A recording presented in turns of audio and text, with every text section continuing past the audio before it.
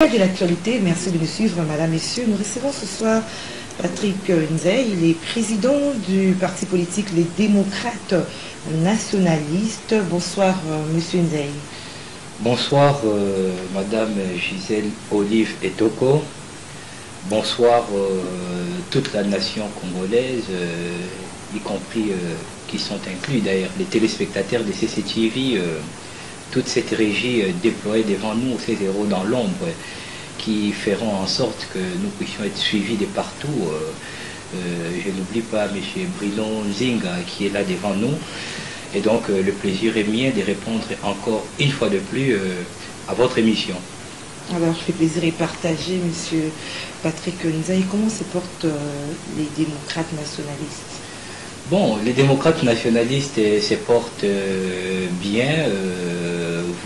Vous êtes sans ignorer que après notre dernière émission dont j'ai été ici dans au-delà de l'actualité, je pense que c'était en avril, et j'ai effectué au cours du mois de juillet une tournée d'implantation dans les provinces de Kwango et de Kwilu, où nous avons implanté les partis LDL, les démocrates nationalistes, à Kenge, Massimanimba, jusqu'à Kikwit. Et donc nous sommes rentrés, nous avons tenu des matinées politiques, organisé des meetings populaires, nous avons été dans des radios communautaires. Dans les grands bandous. Dans les grands bandundus, et oui, dans les grands bandundus, parce que il y a deux provinces issues du démembrement des grands bandundus, et maintenant nous étions ici à Kinshasa, nous avons poursuivi avec nos activités. Et ces 3 matins d'ailleurs, donc je devrais m'envoler pour l'Est de la République démocratique du Congo. Toujours dans les cadres de LDN, où je vais poursuivre la tournée d'implantation dans les 2 Kivu. Parce que vous êtes sans ignorer que nous approchons vers les élections 2023, donc c'est un rendez-vous à ne pas manquer. C'est une année où l'on ne peut tolérer un dépassement, et donc nous affûtons nos armes, nous ne sommes pas dans la distraction. Les démocrates nationalistes seront bel et bien présents à tous les niveaux. À tous les niveaux, à la présidence, c'est-à-dire la présidence législative, et c'est vous qui serez Oui, et évidemment, donc les démocrates, c'est un parti politique qui nourrit des ambitions, donc des conquêtes démocratiques du pouvoir politique, et bel et bien nous allons tenir notre congrès. Si ça sera moi les candidats investis, et bel et bien je vais prendre acte. Si ça sera un autre, nous allons tous mettre ensemble notre machine pour battre campagne pour celui-là.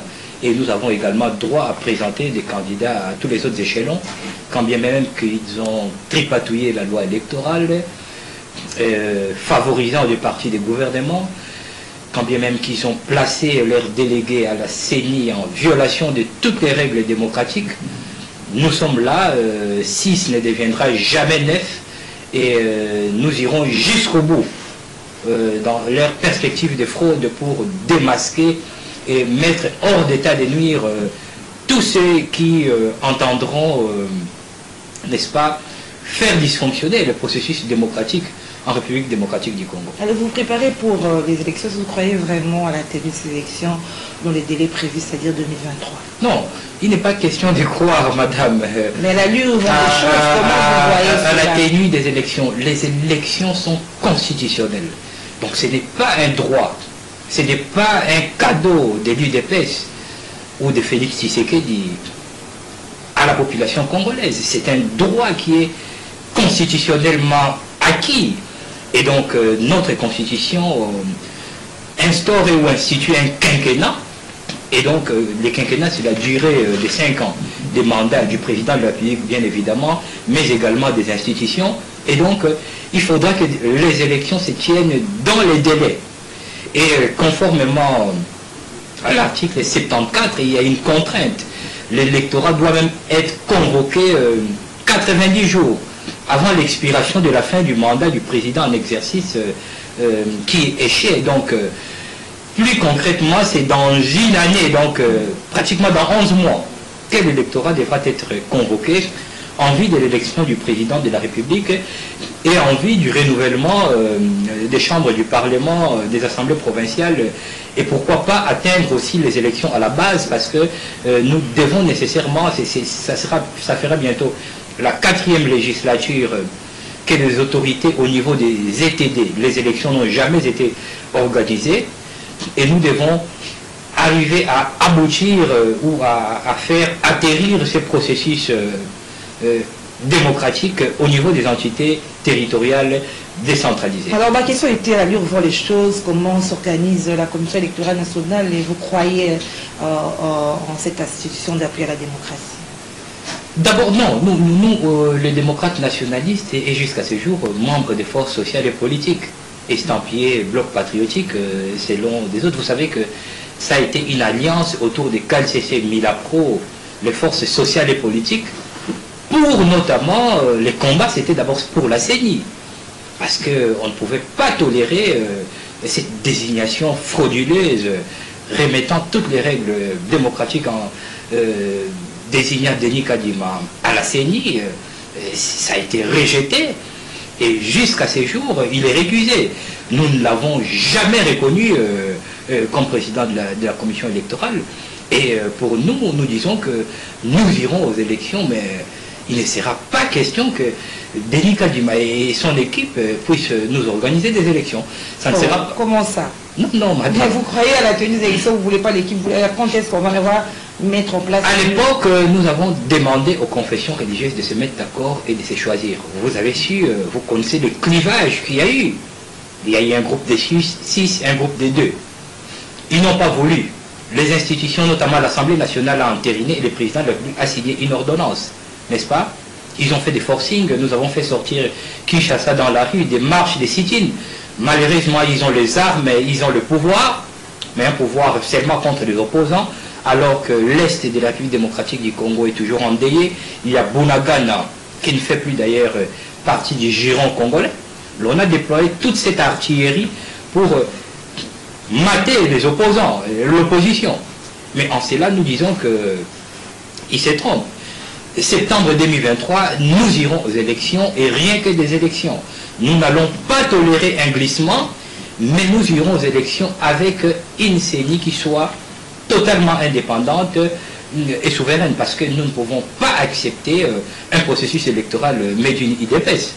Alors, M. Patrick Nzeye, tout à l'heure, là, vous parlez de Boudaganda, 3 mois sous occupation. D'abord, de façon générale, comment est-ce que vous voyez la gestion du pays par la gouvernance actuelle, la gestion de la situation sécuritaire? Non, la gestion du pays, elle est d'abord de la situation sécuritaire chaotique, madame. Vous savez que l'on avait d'abord instauré un état de siège, on nous a fait passer ici... comme c'était l'ultime solution à la crise de l'Est, c'est depuis des années, c'est depuis mai passé, n'est-ce pas, que cet état de siège est là. Et c'est pendant cet état de siège qu'il y a eu plus de déplacés, qu'il y a eu des attaques des camps de déplacés, qu'il y a eu plus de morts, kidnapping et j'en passe. Et c'est toujours pendant cet état de siège qu'il y a eu des opérations avec des forces rwando-ougandaises sur les soldats congolais pour, je ne sais moi, traquer les forces négatives. Et c'est toujours sous cet état de siège qu'une rébellion a éclaté et a fait imputer à la République démocratique du Congo une partie de son territoire. Et donc, aujourd'hui, la République démocratique du Congo souffre sérieusement de problèmes de souveraineté. Il n'y a pas d'État, et vous êtes là, vous vous voyez en train de pleurnicher ici et là aux Nations Unies et j'en passe.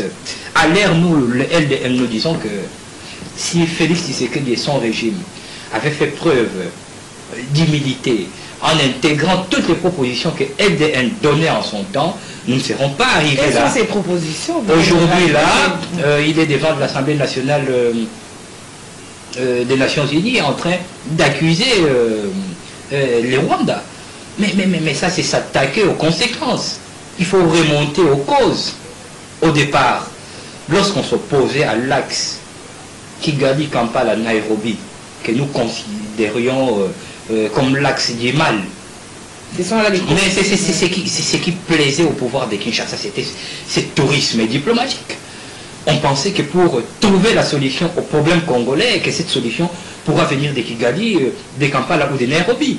oubliant qu'ils sont impliqués, n'est-ce pas, dans la situation que traverse la République démocratique du Congo à ces jours. Nous nous sommes opposés farouchement à l'entrée des forces ougandaises, l'IPDF, n'est-ce pas, en son temps, en République démocratique du Congo. Et vous êtes sans ignorer que ce sont eux qui ont ouvert, n'est-ce pas, et ou donné, servi de tremplin au M23 d'attaquer, notamment de prendre Bunagana. Depuis tous ces temps-là, on disait que la solution pour la crise sécuritaire que traverse la RDC, elle est militaire. Il ne fallait pas chercher ailleurs. La solution, c'était, madame... La crise a été mal gérée par la... Non, d'abord, au départ, il n'y avait pas eu de vision, n'est-ce pas, pour gouverner. Donc, ils sont arrivés au pouvoir sans pour autant avoir des propositions concrètes, n'est-ce pas, sur le plan politique, sur le plan sécuritaire, sur le plan économique, n'est-ce pas. Ils sont arrivés au pouvoir, ils ont commencé à tâtonner, et voilà, aujourd'hui nous sommes dans les trous. Nous sommes dans un trou. Mais Patrick, vous ne voyez pas l'effort qu'est en train de faire le chef de l'État pour ramener la paix à l'Est du point de vue diplomatique, Madame, même son discours qu'il a ça c'est les discours à la tribune de l'Assemblée générale des Nations Unies. C'est les discours qui est tenu tous les jours, les efforts qui sont en train d'être... On ne voit rien. Pour un État souverain qui fait preuve, n'est-ce pas, qui a tous ses attributs de souveraineté, on ne peut pas tolérer ce qui se passe ici. Je serai dans l'Est et peut-être à mon retour, il faudra des manifestations musclées afin que l'on puisse nous rendre Bunagana. C'est parce que l'opposition s'est tue, parce qu'on ne comprend plus rien. Est-ce que Bunagana a été cédé? Non. On va faire pression au pouvoir actuel d'ailleurs, qui est arrivé à son terme, après avoir échoué lamentablement. Et nous allons faire pression afin qu'ils nous rendent Bunagana. Au cas contraire, nous allons considérer cela comme de la haute trahison. Et pour cela, ça sera inacceptable. Donc l'article 64 sera la seule issue pour mettre hors d'état de nuire un pouvoir qui a lamentablement échoué sur toute la ligne. Alors, madame, un État souverain doit s'assumer, n'est-ce pas? Des rebelles, une mutinerie qui récupère une partie de votre sol congolais. Qu'est-ce qu'il y a de diplomatique là-bas? Nous avons une armée, n'est-ce pas? Mais des stratégies. L'armée, c'est pour défendre l'intégrité du territoire. C'est pas à Nairobi que nous irons trouver une solution. C'est l'armée qui devra repousser cette rébellion. Et pourquoi pas rentrer dans les pays pointés ou fichés comme agresseurs. Ils ne représentent rien. N'est-ce pas? Pour déloger ces M23, c'est pas aux Nations Unies. C'est pas les EAC. Vous voulez dire parce quoi? Qu'ils font partie du problème. Patrick Nzeye, je rappelle que vous êtes président du parti politique Les Démocrates Nationalistes. Vous voulez dire quoi? Vous êtes contre les discours tenus par le chef d'État à la tribune des Nations Unies? Non, je ne suis pas... je ne comprends pas dire contre son discours. D'abord, nous devons dire que l'Assemblée générale... C'est votre lecture par rapport à ça. Oui, oui, évidemment. Donc, c'est une tradition d'abord, parce qu'il ne faudra pas faire croire que Félix Tshisekedi est un super homme en passant dans la tribune des Nations Unies. C'est une tradition. Donc, d'ailleurs, au niveau de l'Assemblée générale des Nations Unies, il y a les principes de l'égalité des États. Donc, le principe d'un État d'une voix au vote. Mais l'ONU qui pèse, c'est l'ONU politique, c'est le Conseil de sécurité. C'est là où il y a des décideurs. Il y a d'abord 5 membres permanents qui disposent d'un veto plus 1 que l'Allemagne, et il y a par la suite des membres qui sont élus, dépourvus de veto par rapport aux aires géographiques pour faire un total de 15. Et donc c'est une tradition. Mais avant que Félix Tshisekedi ne s'adresse à cette tribune, il y a Antonio Guterres qui a parlé. Donc, aujourd'hui, nous disons que Félix Tshisekedi peut accuser le Rwanda.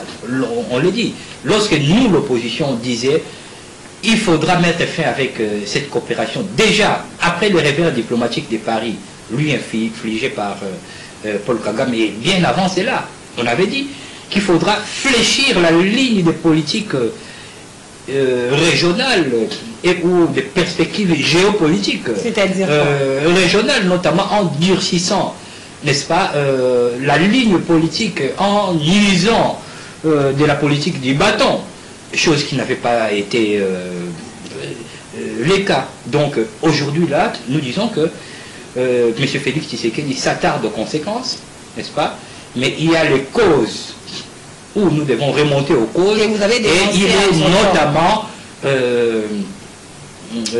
l'un des principaux responsables de la situation ou du chaos politico-sécuritaire, économico, et j'en passe, parce qu'aujourd'hui il y a même les francs congolais qui ne cessent de se déprécier. Donc tout ceci est la preuve de cette mégestion chaotique, de cette impréparation de l'UDPS, de ces stages professionnels au sommet de l'État. Mais quand même par rapport à, pour mettre fin ou bien pour bien gérer cette situation sécuritaire qui sévit à l'Est dont vous dénoncez, vous condamnez, mais le fait de pointer du doigt devant la tribune des Nations Unies, le chef d'État a pointé du doigt, a dit clairement, citer nommément le Rwanda. C'est pas quelque chose à applaudir. Madame, lorsque nous, l'opposition, on disait Kagame, le Rwanda, la solution ne viendra pas de la diplomatie, la solution ne viendra pas d'un tourisme diplomatique.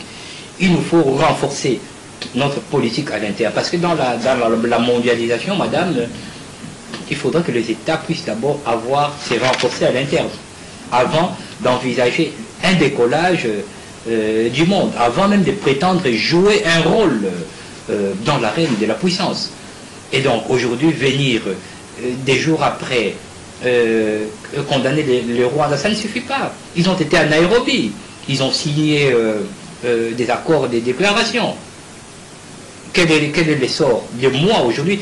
C'est bientôt, ça fera des mois prochains, ça fera 4 mois que Bunagana est entre les mains, est à la solde du Rwanda et de l'Ouganda. Madame, passez à la tribune des Nations Unies, citez le Rwanda. Vous attendez que les Nations Unies fassent quoi? Parce qu'Antonio Guterres déjà déclare bien que l'M23 dispose d'une artillerie supérieure au FARDC. Pouvez-vous comprendre cela? Est-ce la voix de la République démocratique du Congo porte-t-elle efficacement à l'international? En tout cas, nous pensons que non, n'est-ce pas? Parce que c'est quand même inacceptable. À ces jours, il peut y avoir des rébellions FDLR, ADF, n'est-ce pas, sur notre sol, qui posent des problèmes sur les territoires congolais, n'est-ce pas? Mais ce n'est pas pour autant dire non, et comme ces rébellions sont sur les sols congolais, nous devons dialoguer avec ces pays-là qui font partie du problème. Parce que ces pays ont occupé, les FDLR à ces jours n'ont occupé aucun millimètre du territoire du Rwanda. Mais notre territoire congolais est occupé par les forces du mal, par ces textes du mal de l'EAC. Et c'est pourquoi nous disons que la communauté internationale a toujours joué double G. Donc il n'y avait pas eu des stratèges ou des géopolitologues qui devaient orienter la politique de Félix Tshisekedi. Il s'est mis à tâtonner. Il pensait que la politique c'était les tapis rouges ou la diplomatie. Ça n'a rien à voir. Au départ, il faudrait qu'il ait une politique d'abord diplomatique, une politique internationale, n'est-ce pas, des perspectives géopolitiques régionales et internationales. Ce qui n'est pas le cas, donc nous naviguons à vue. Donc vous voulez dire quoi, M. Patrick Nzei, qu'on ne doit rien attendre de la démarche du chef d'État pour amener la paix à l'Est? Non, nous disons que la démarche aujourd'hui, c'est pas d'aller pleurnicher devant les Nations Unies. Parce que tout faut changer la façon de faire. Parce que non, la solution ne viendra pas du Palais des Verts, la solution ne viendra pas de Nairobi, de Kampala ou de Kigali. C'est l'axe du mal, n'est-ce pas? Aujourd'hui, la solution, elle est militaire, n'est-ce pas? Depuis tout ce temps-là, on devait déjà mettre hors d'état de nuire ces gens-là. Donc, si vous voyez que Bunagana est toujours occupé, et ces gens-là l'EAC, ils sont complices parce qu'ils ont dit cesser les faits. Mais par la suite, le M23 a attaqué des positions de l'armée congolaise et jusqu'à ces jours, ils occupent, ils installent administration fiscale et tout.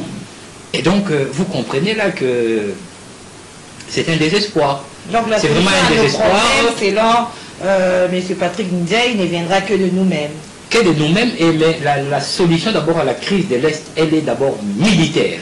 N'est-ce pas? Mettre hors d'état de nuire ces forces de l'ordre, c'est possible. Nous, au pouvoir, FDN en tout cas, nous allons donner 5 mois pour mettre fin à cela. Et vous allez voir que la République démocratique du Congo va retrouver... Donner 5 mois comment? Comment vous allez donner 5 mois? Non, on va donner seulement 5 mois au peuple congolais pour faire en sorte que la République démocratique du Congo puisse retrouver ses frontières et ou l'intégrité territoriale. Et au cas où ces 5 mois s'épuisaient? Non, non, non. Mais c'est une gouvernance, c'est un projet qui sera basé sur les résultats. Donc, c'est pas aujourd'hui, au cas où ces 5 mois seront épuisés sans pour autant qu'il y ait une solution. Nous sommes en démocratie, il y a la Constitution et toutes les lois de la République qui donnent la possibilité aux citoyens de faire pression aux gouvernants et pourquoi pas de chasser même des dirigeants au pouvoir qui sont incompétents ou qui exercent le pouvoir par la force et en violation de la Constitution. Alors c'est bien beau de critiquer, mais qu'est-ce que vous recommandez par rapport à cette situation? La situation de l'Est. Oui. Mais la situation de l'Est, c'est comme je venais de vous dire ici, il y a plusieurs voies, plusieurs solutions. Certes, diplomatiques, politiques, militaires. Mais la voie privilégiée, elle est militaire, n'est-ce pas? Et ça doit être une voie qui est souveraine, n'est-ce pas? Il faudra renforcer les forces armées de la République démocratique du Congo, le renforcer en armement, revoir le budget de la défense, et pourquoi pas enrôler de nouvelles unités qui sont fortes, qui ont encore toute leur jeunesse. Et voilà. Donc, je pense que vous verrez que militariser nos frontières, c'est ce que nous avons toujours dit, dans l'Est. Vous verrez que ces Rwandais-là ne viendront pas en simple tourisme en République démocratique du Congo. Voilà, outre l'Est de la République démocratique du Congo, M. Patrick Nzei, il y a aussi du côté du Grand Bandundu, dans le Maïndombe, où les Téké et les Yaka s'affrontent. Quelle analyse vous faites de cette situation? Bon, cette situation, elle est déplorable. Elle est déplorable. Et là, d'ailleurs, je lance un message au peuple Téké et Yaka, n'est-ce pas, de continuer à vivre ensemble. Ils ont toujours vécu ensemble. Ils ont fait des couples, n'est-ce pas, ils se sont mariés. Il y a des enfants qui sont issus de ces unions. Et je pense que ça doit être de la manipulation politicienne. Il y a des anguilles sous roche en cela. Mais en cela aussi, nous disons qu'il y a la défaillance de l'État. Parce que c'est inacceptable qu'à 100 km de Kinshasa, l'État est incapable d'imposer la souveraineté, d'imposer son autorité. Et par conséquent, dans des milliers de kilomètres, donc ça explique aussi le pourquoi, n'est-ce pas, de cette situation de somalisation de l'Est et de la République démocratique du Congo. Ils ont proclamé un état de siège, mais c'est là. Donc, nous appelons l'État à user de son autorité, n'est-ce pas, pour maîtriser ces conflits, et voilà. Donc, il n'y a pas une puissance qui est au-dessus de l'État. Je ne vois pas une armée Téké ou Yaka organisée pour faire face à l'État. Et donc, si cela perdure, c'est la défaillance de l'État. Parce qu'à ce jour, nous devons noter que les trafics entre Kinshasa et Bandondoville est quasiment impossible, même par la voie routière, même par la voie fluviale. Donc la seule voie aujourd'hui, elle est aérienne, et ceux qui vont par la nationale numéro 2, qui feront Kenge Massimani Bakikwit, ils peuvent trouver, je ne sais moi, une solution là-bas peut-être pour descendre. Mais ici, c'est vraiment, c'est impossible. Et tout ceci a aussi une incidence, notamment sur l'approvisionnement des Kinshasa en denrées de première nécessité. Et donc, si ces conflits perdurent, cela dénote encore l'absence de l'État et de ses attributs de souveraineté. Alors, M. Patrick, revenons un peu, faisons marche en arrière pour la 77e session de l'Assemblée générale. Vous aurez souhaité que les chefs disent quoi? Parce que là-bas, ce sont des discours. Vous aurez souhaité qu'ils disent quoi? Bon, moi je ne peux pas me mettre à sa place. Non, parce que quand vous critiquez, quand vous n'êtes pas d'accord... Non, je ne critique pas. Ce qu'il a dit, c'est légitime, il doit le dire. Mais j'ai dit qu'il est dans une posture de pleurnicher, qu'il est dans une posture de s'attarder aux conséquences. Justement, alors, oui. Si les propositions de LDN avaient été appliquées en amont, on ne serait pas là, n'est-ce pas? Et donc, ça avait déjà été... une très mauvaise approche utilisée par lui, et à ces jours je n'ai pas de discours à donner, et où je ne pourrai pas me mettre à sa place, donc voilà, voilà, c'est ce que je peux dire. Donc à l'heure, le discours il est bon, il est tout ceci, on condamne le Rwanda, oui, mais nous l'opposition, nous avons dit que le Rwanda était impliqué en cela bien avant. Pendant ce temps, les gouvernements étaient là, en train de dévoiler sa communication et tout ceci. Or, si à cette époque-là, l'on avait tenu compte de cela, l'on ne serait pas là où nous sommes, n'est-ce pas, je sais moi, dans un arbre des remords. On ne serait pas arrivé là. Et donc, c'est légitime au président de la République de tenir ses discours, c'est d'ailleurs une tradition. Mais voilà, il ne doit pas s'attendre à ce que les Nations Unies aient une solution, une baguette magique des Nations Unies. Donc c'est un discours qui a été tenu, mais nous devons nous renforcer à l'interne en vue, n'est-ce pas, de s'assurer, d'assurer nos frontières. C'est même ça la souveraineté d'un État. L'intégrité du territoire, la défense du territoire national, c'est la seule prérogative des forces armées de la République démocratique du Congo. Et nous, à l'heure actuelle, nous avons vu d'un mauvais œil d'abord les forces, le mixage de ces forces rwando-ougandaises, et aujourd'hui, nous étions l'une des principales forces politiques à dénoncer, condamner, n'est-ce pas, ces déploiements de l'EAC, lorsque le président de la République pointer le Rwanda du doigt, mais tous les membres des Nations Unies sont au courant. Est-ce la voix de la République démocratique du Congo a-t-elle porté? C'est ça maintenant là le problème. Donc moi nous estimons que l'on ne doit pas s'attarder aux conséquences, mais aux causes. Et donc voilà. Alors on ne peut pas terminer l'émission sans pour autant parler de la lutte contre la corruption, avec la vidéo du conseiller stratégique qui a même chef d'État qui a même démissionné, qui doit aussi se présenter devant le procureur. Quelle lecture vous faites de cette affaire? Bon, qui doit se présenter devant le procureur, mais moi j'étais en train de lire les réseaux sociaux juste avant l'émission où on dit qu'il n'est même plus sur les sols congolais. Qui serait déjà en Belgique. C'est à vérifier. Donc, en cela, nous disons que Didier Chimanga est peut-être l'homme par qui le malheur est arrivé ou est passé. Donc, mais bien avant lui, il y avait Lobo, n'est-ce pas, un conseiller aussi à la présidence, qui avait même été conduit à Makala et libéré par la suite, toujours dans ces affaires de pots de vin. Et donc, vous comprenez là que je ne peux pas faire ici des affirmations, mais l'on peut comprendre que c'est peut-être une pratique occulte qui a élu domicile chez elle là-bas, à la présidence. Donc voilà.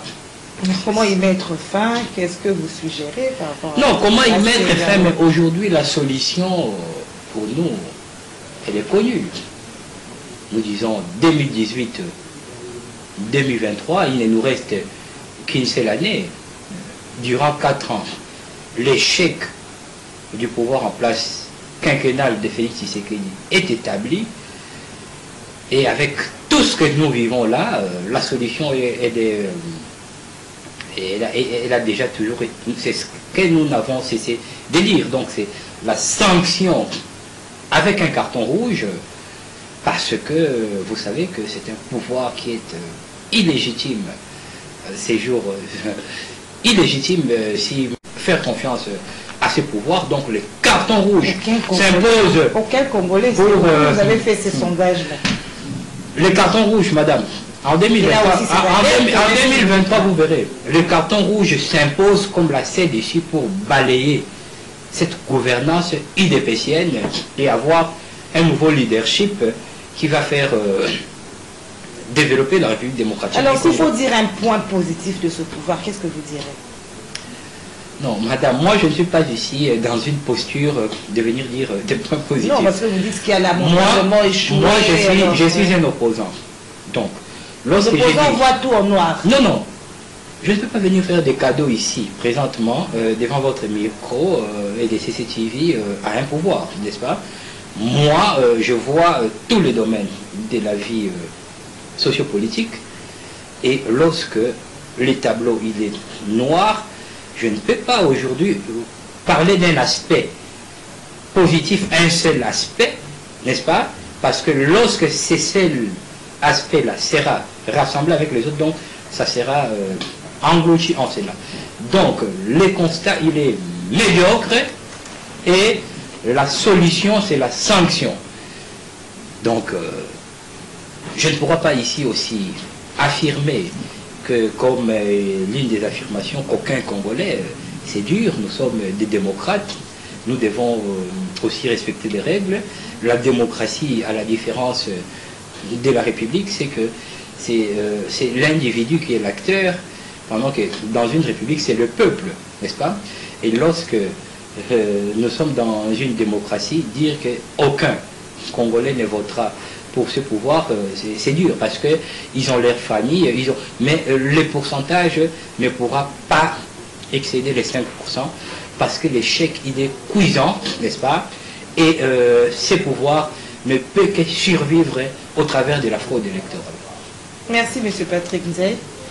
Nous sommes arrivés à la fin de notre magazine Au-delà de la... Bon, le dernier mot, c'est que nous appelons le peuple congolais à être vigilant, n'est-ce pas? Et nous demandons à ces pouvoirs de nous rendre le mètre carré de notre territoire national, ces jours entre les mains des agresseurs de la République, entre les mains de l'axe du mal. Donc nous donnons l'ultimatum au pouvoir tshisekedi jusqu'au 13 octobre. Si Bunagana n'est pas libéré, eh bien, nous allons activer l'article 64 pour chasser un pouvoir incompétent. Donc voilà. Merci, M. Patrick Nzey. Je rappelle que vous êtes président du parti politique Les Démocrates. Vous étiez notre invité d'au-delà de l'actualité. Merci à vous, fidèles téléspectateurs. Au prochain numéro. Au revoir.